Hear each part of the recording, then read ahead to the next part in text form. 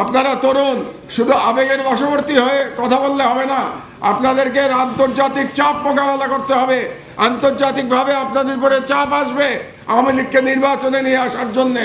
সেই কারণে আপনাদের স্ট্র্যাটেজি ঠিক করতে হবে, এটা কিভাবে আপনারা মোকাবেলা করবেন। আপনারা দেখতে পাচ্ছেন বাংলাদেশের বিরুদ্ধে কিভাবে অপপ্রচার চলছে।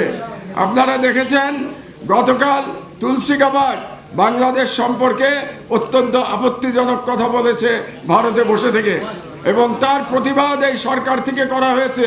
কিন্তু শুধু প্রতিবাদ করাই যথেষ্ট না, আপনাদেরকে বুঝতে হবে যে এই ষড়যন্ত্রকে মোকাবেলা করতে হলে আমাদেরকে খুব পরিষ্কার স্ট্র্যাটেজি নিয়ে জিওপলিটিক্যাল চ্যালেঞ্জ মোকাবেলা করতে হবে।